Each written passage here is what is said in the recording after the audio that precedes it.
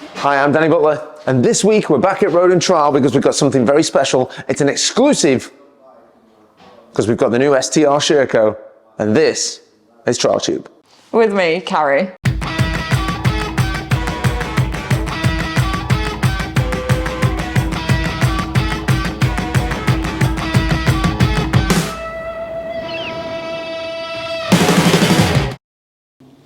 So this week we're joined by the lovely Carrie, who's going to be helping me out. Not only is she helping me out present this episode, but also Carrie is an avid Sherco owner, so we'll be picking up on some of the pitfalls that I wouldn't necessarily know about. Beep, beep, beep.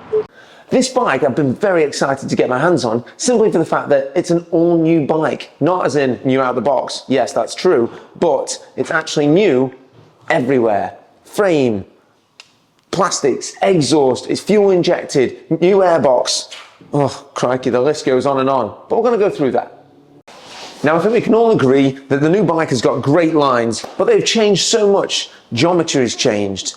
The way that the engine goes into the frame has changed. The linkage has changed. Basically, it's all changed. So this bike comes in 3 models. We've got the Trial Racing SSDT, and the Long Ride. 2 of them probably do not interest me whatsoever, but, you know, each their own. Now let's sift through the crap, shall we? I've read this huge marketing pack, and in there are certain features such as anti-mud fitments, and according to Sherco, the new fenders / mudguards are, what was the word that they used? Mud evacuating, which is what happened to me this morning after a coffee. Now, Sherco have been doing the right things when it comes to weight saving, such as the 4% of weight they've saved in the triple clamps, and the 4% overall they've saved in the weight of the frame. But more seriously, they've saved 4.5 kilos in the engine alone, which is insane. So we've lost a total of nearly 5 kilograms from the previous model, which is what I've got. Bringing the total weight of this bike to 66.95 kilograms, which is insane. And what we want to know is this competitive to another 2-stroke fuel injection trials bike?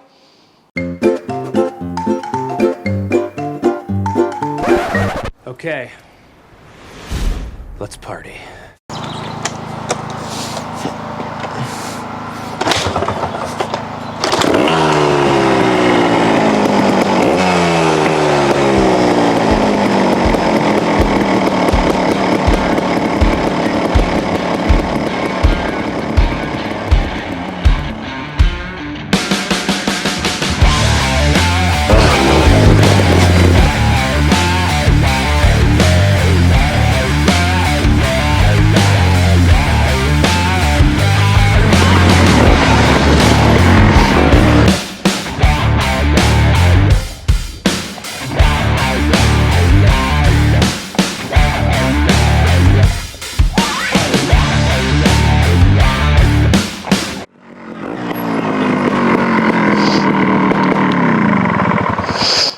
So that's enough of the facts and figures. I think it's time to put this baby to the test.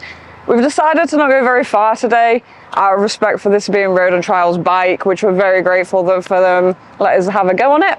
So we're just down the side of Road and Trials on their little rocks. I'm going to focus more on the simple stuff, so a bit of balance, power, how I feel it compares to my 2023 models. Danny will put it a little bit more to the test on a bit of the bigger rocks that are available down here. So I think it's time to get into it. I'm going to try kick it. So far it's proven a little bit difficult, I won't lie. The 300 is quite powerful, but I'm going to do my best. Jack Peace told me the trick that you're meant to listen to the fuel pump engaging, so see how we go.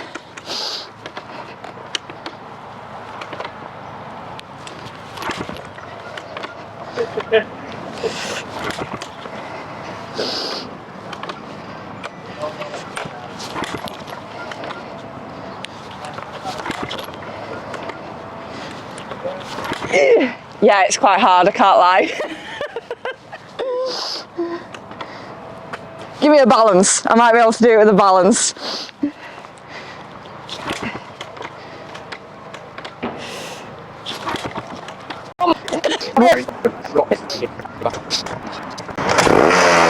Ouch.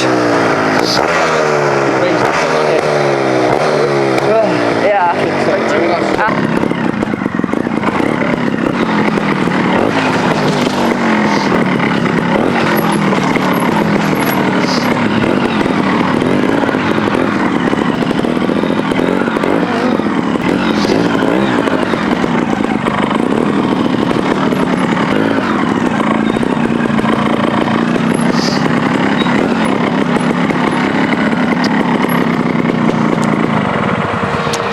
Okay, first thoughts.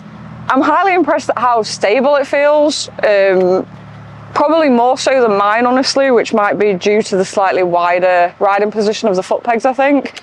I do think the bars for me would probably need to come a bit further back. I feel like I'm a little bit forward because I think it's a little bit longer previously, so I feel like my weight's a little bit like that. Power delivery is probably a lot sharper and smoother compared to the My 22 models, what I have. I need to test it a little bit more, but so far, first impressions, I am genuinely quite impressed with it. My turn. Feels like I've just transitioned, right? No. Too soon? Okie dokie.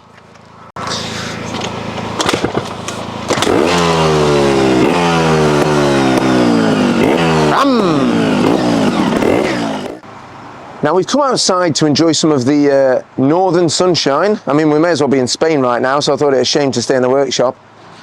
Let's talk about some other parts that are brand new. We've got those nice little rubbers on the frame there, which are actually inbuilt to stop the chafing of the boots, obviously as you grab the back brake. New back brake lever, new kickstart, new side casing, which is magnesium as standard, and brand new pegs, which are enormous, which a lot of people keep being angered by these big pegs, similar to the ones that have just come out on the gas. But remember, the sport is changing, and you need a lot more grip on the pegs. And Sherco and Gas have taken that to heart with their new setups, or footrest position. I'm not sure if it shows on the camera or not.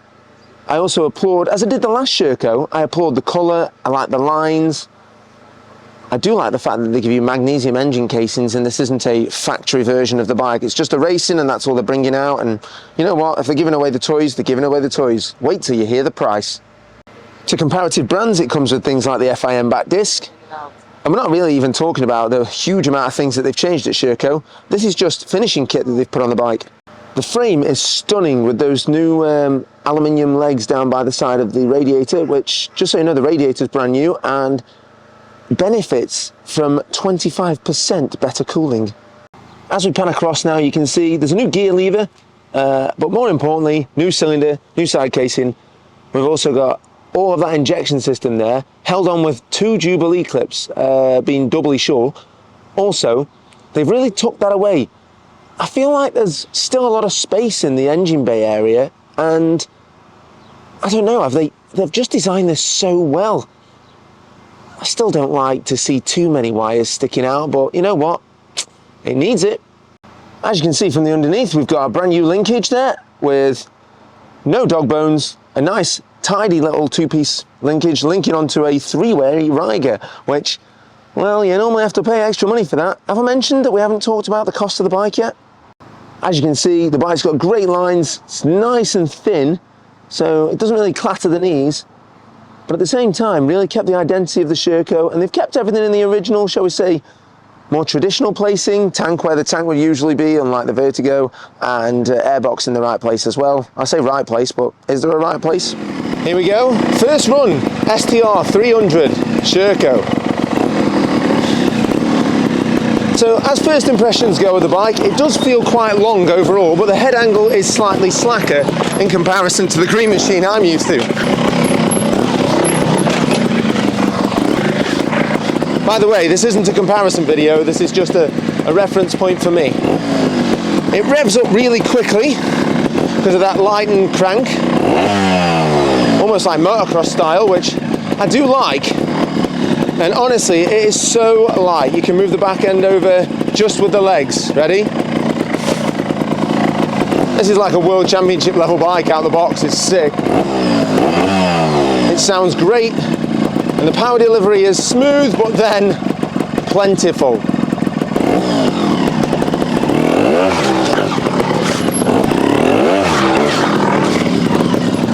So up those first couple there. Hopping this bike is a breeze. Super reactive, and clutch feels great. Gearbox similar. And it's so planted, it's so level through the bike. Obviously right now we're running a bit of a dual setup, me and Carrie. The bars are too far away for her, not far enough for me. She's got little hands, I've got hands like shovels. Do what you will with that comment, boys. So here we go, nice and quick setup here. Little step just above bar height.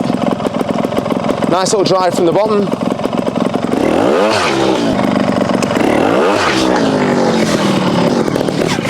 You can hear that snappy engine.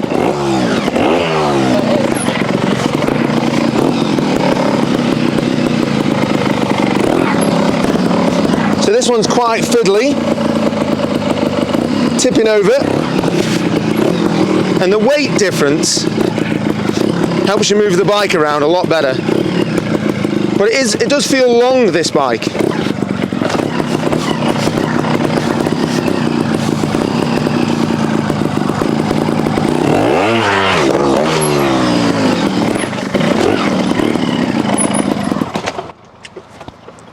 First impressions. Now, my first impression is that this bike is very top-endy, as in the more useful rev range seems to be at the top.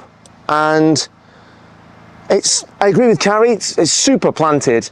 You can really still feel the Sherco characteristics of it having quite a raked fork angle, as in it's quite slack. It feels really long, but I think they've really improved the space in the cockpit, shall we say. The space between the handlebars and the pegs just feels like there is more space now than ever. Gearbox feels great, but I said that about the last Sherco in all fairness. Again, I only ever get to try these bikes when they're brand new and for one day. I do like it. I know I say I like a lot of bikes, but this one's not really annoying me in ways that other bikes have annoyed me in the past. You know, the old Gas used to dig in the side of my calf. This doesn't do that. The pegs are massive and feel good. I think the only straightaway gripe I've got with the bike straight away is the fact that when you start it up, it's a really strange compression feel, and as you actually, shall we say, stroke the kickstart, when it gets to the bottom on the peg, the kickstart itself is so thin that you can feel it through your boot, and it makes you have sort of like a numb foot. There'll probably be loads of people right now calling me a pussy, but that's obvious observation, shall we say. First go around on the bike, it's really powerful and super reactive, and that's how these fuel-injected bikes feel. But we're going to do some good points and bad points, so over to Carrie for the good. Right, so my 3 good points of the 2023 Sherco STR 300 are, first of all, is the stability for me. The head angle is incredible, as well as the new wide position of the pegs, and the size of the pegs makes the bike feel extremely planted and stable. Secondly is the responsiveness, coming from an actually aspirated bike to trying a fuel injection for the first time properly. I cannot fault it. It is instant, it feels incredible. And lastly is the price. Like, this is officially the lightest and the most affordable fuel injection 2-stroke on the market now. Compared to others, it is saving a sweet £950. Can't beat that right now. Like, literally cannot beat that right now. So yeah, there we go. Now over to Danny for the bad. Okay, so as Carrie says, it looks like I'm going to have to be the bad guy and bring the bad news. But there's not really a lot of bad news. I do need to stress the fact that this Sherco feels absolutely incredible, is super responsive, but here we go, 3 bad parts. Bad part number 1 is the head angle for me. It's too slack. It makes turning around corners not as easy, the bike kind of falls in, and getting the bike to endo, you have to try a lot harder, which is a shame because the back end of the bike is so light and easy to move, as I showed earlier in the video.